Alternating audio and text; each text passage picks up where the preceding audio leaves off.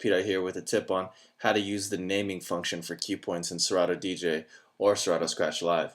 So when DJs, normally use cue points, they just set them to certain parts in the song that are important to them, like where they would bring the song in, like right here, and then parts where like the verse or like the main section of like a dance song comes in.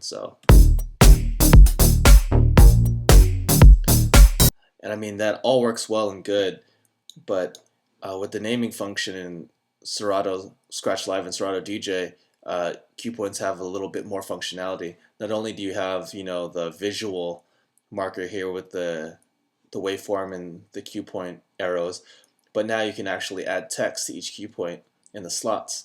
So for instance, you can go through them and add the specific name of, what's going on in the song at each cue point. So let's give this intro a listen.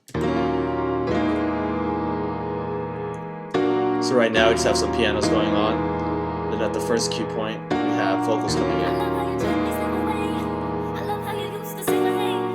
And if we skip ahead a bit, then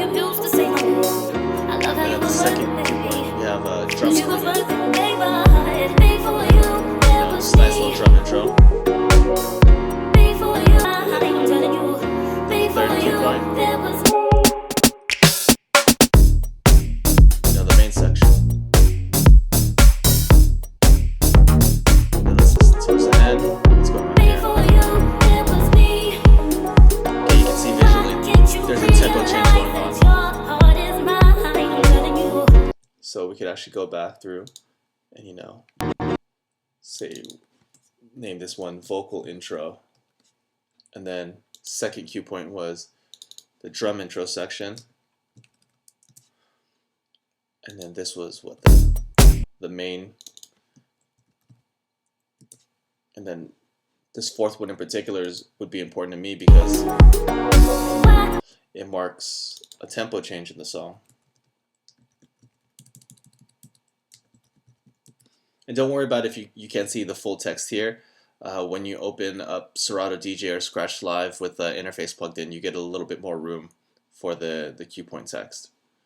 So I mean, this comes in handy, because you can start mixing in just at the vocal section, or if you want the drums to come in, you know exactly what section you're looking at.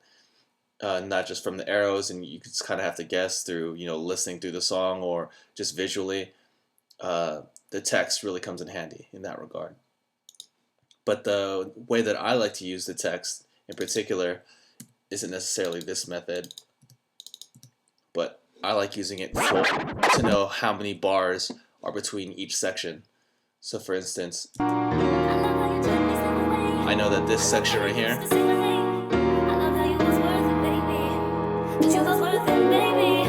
alright, halfway through there, yep. So that's going to be 8 bars. Now how about this section, the drum intro? Okay,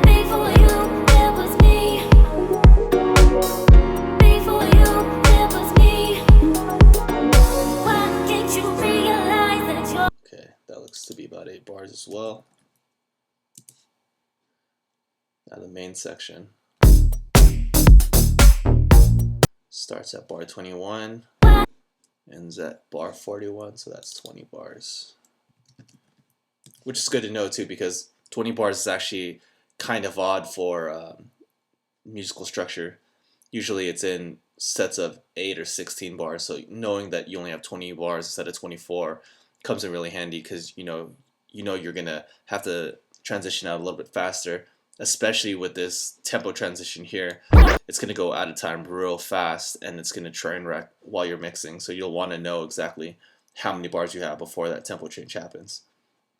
Also, marking it this way lets you know that, say if you're mixing in the song and you just want that buildup of just the vocals, you just have 8 bars here. So say you're mixing out a song and only has 8 bars, you're going to come in right before these drums come in. Or if you want to keep the energy a little higher, if I start at this cue point right here, by the time I get to the end of that 8 bars, it is right where the main section comes in.